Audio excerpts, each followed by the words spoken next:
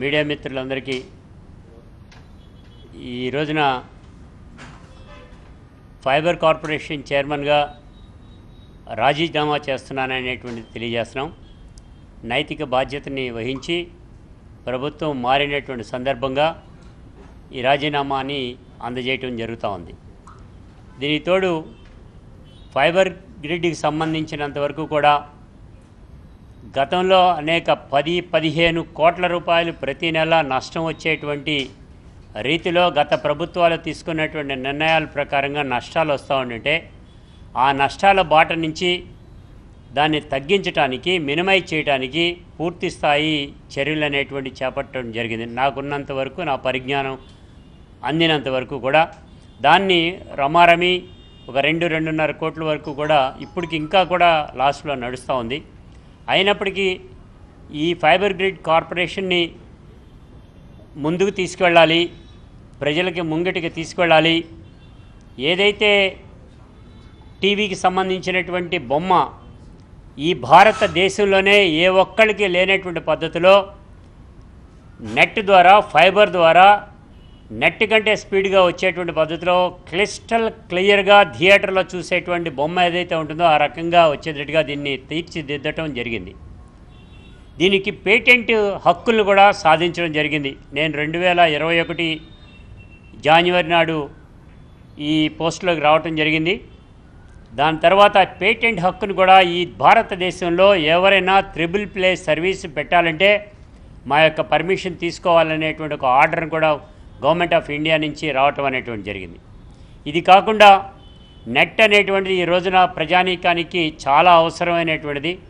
దాన్ని సరసమైనటువంటి ధరకి ప్రజానీకానికి అందజేయాలని 190 రూపాయలకే మాత్రమే దీన్ని 30 MBPSని ప్రజానీకానికి అందజేయడానికి బాక్సెస్ అన్నింటినీ కూడా ఫ్రీగా ఇవ్వడానికి కూడా మేము ఏర్పాటు చేయటం అనేటువంటి జరిగింది. దీనికి తోడు ఓటీటీ ప్లాట్ఫామ్ అనేటువంటి దాన్ని పూర్తి స్థాయిలో దాన్ని ఏర్పాటు చేయడానికి అన్నీ సిద్ధం చేసుకోవటం కూడా జరిగింది.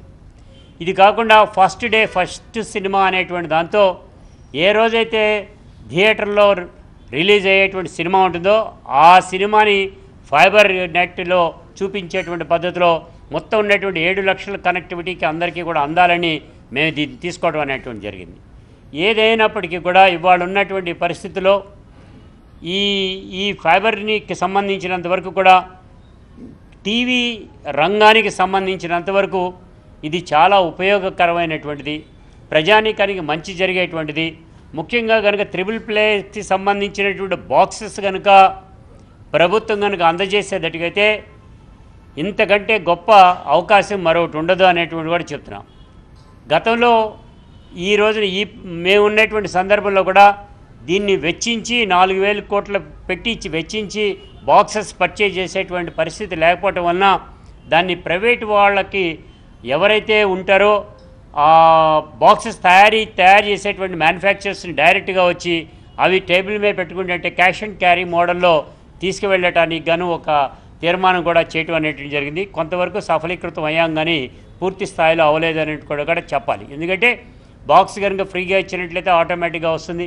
అది 350 రూపాయలు వసూలు చేసినా కానీ ఏ రకమైనటువంటి ఇబ్బంది ఉండదు. కారణం దాంట్లో నెట్ కూడా ఉంటుంది కాబట్టి, ఫోన్ కూడా ఫ్రీగా ఉంటుంది కాబట్టి. ఈ తరుణంలో ఇవన్నీ ఉన్నాయి. ఈ వచ్చినటువంటి ప్రభుత్వం కూడా దీనిని మరింత బలోపేతం చేసి ఈ కార్పొరేషన్కి మరింత అండగా నిలబడి చేసినట్లయితే ప్రజానీకానికి వినోదాన్ని ఇవ్వటమే కాకుండా ప్రభుత్వానికి ఆదాయ వనరులు సమకూరేటువంటి పద్ధతి కూడా ఉంటుందనేది కూడా ఈ సందర్భంగా కూడా తెలియజేస్తున్నాను.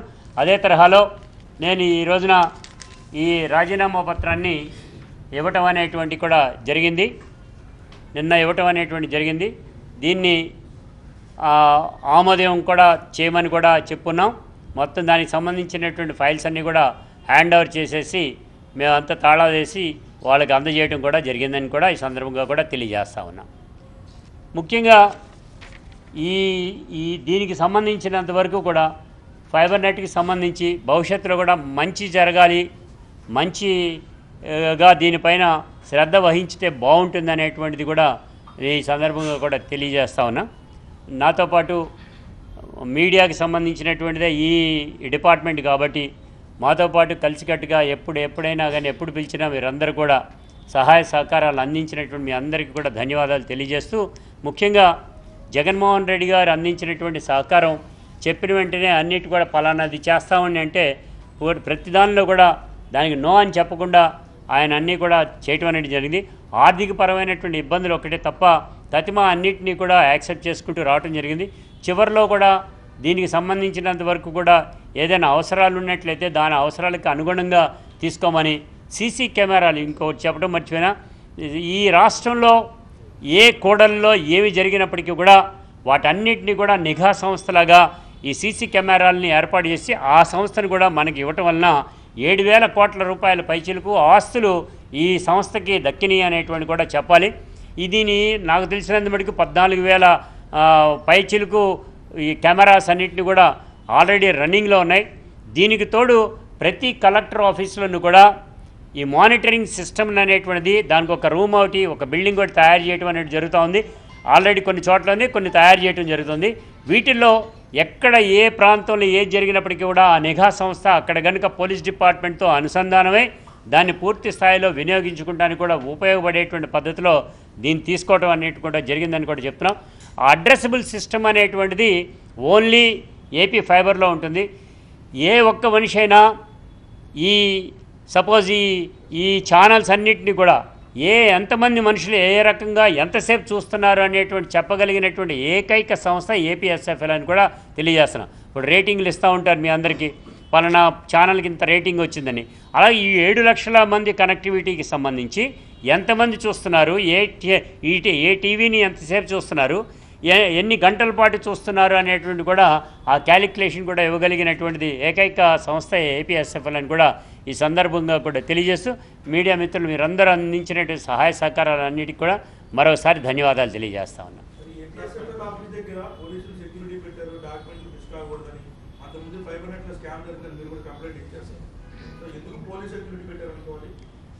యాక్చువల్గా గతంలో ఎండీ గారు ఇచ్చినటువంటి కంప్లైంట్ బేస్ చేసుకుని ఎఫ్ఐఆర్ కంప్లైంట్ చేయటం అనేటువంటి జరిగింది. ఇప్పుడు ఇవేమన్నా కనుక ఇప్పుడేమన్నా జరిగినటువంటి వాటిల్లో ఆఫీస్లో ఫైల్స్ ఏమన్నా గందరగోళం అవుతాయని ముందు జాగ్రత్త చర్యగా గవర్నర్ గారు ఆదేశాల ప్రకారంగా పోలీస్ డిపార్ట్మెంట్ వచ్చిందనేటువంటి చెప్పడం కూడా జరిగింది. ఏముంటాయి దానిలో ఎంత పెద్దది ఉండదు అనమాట.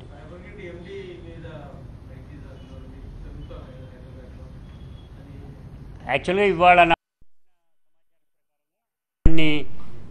సెలవు మీద ఉంచినట్టుగా అన్నట్టుగా తెలుస్తుంది, కరెక్ట్గా తెలియదు. కానీ యువరాజు గారు వచ్చి ఆ ఆఫీస్ని హ్యాండ్ ఓవర్ చేసుకున్నారు. యువరాజు గారు అంటే ప్రిన్సిపల్ సెక్రటరీ వచ్చి ఆ ఆఫీస్ని హ్యాండ్ ఓవర్ చేసుకున్నారు, ఛార్జ్ కూడా తీసేసుకున్నాడు అనేటువంటి కూడా తెలుస్తూ ఉందండి. ఈరోజు ఇందాక 1 గంట క్రితం అనేది ఏదండి.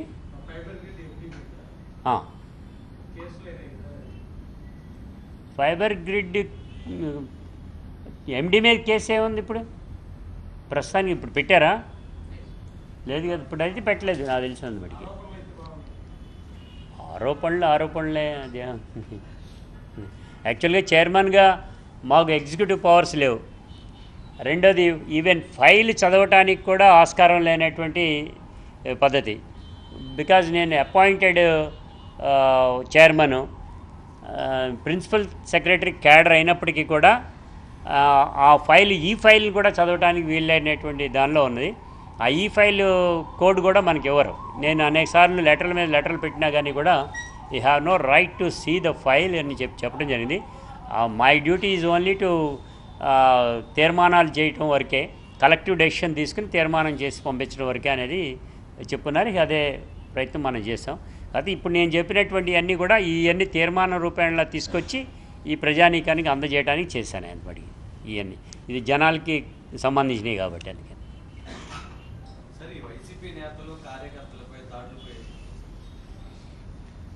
దాడులు జరుగుతున్నాయి కొన్ని చోట్ల, వాటిపైన మరి జగన్ గారు కూడా స్పందించడం జరిగింది. గవర్నర్ గారిని కలిసిన సందర్భంలో కూడా ఆయన కూడా ఆశ్చర్యం వ్యక్తపరుస్తున్నాడు. ఆ ఫోటోలు అవన్నీ చూసేబడికి ఇమ్మీడియట్గా యాక్షన్లోకి వెళ్తామండి అని కూడా చెప్తున్నారు. వేచి చూడాలి ఏం జరుగుద్ది ఏంటనేది అని చెప్పేసి. ప్రతీకార చర్యగా వైసీపీ పాల్గొంటుంది అనేది మాత్రం నేనైతే చెప్పను.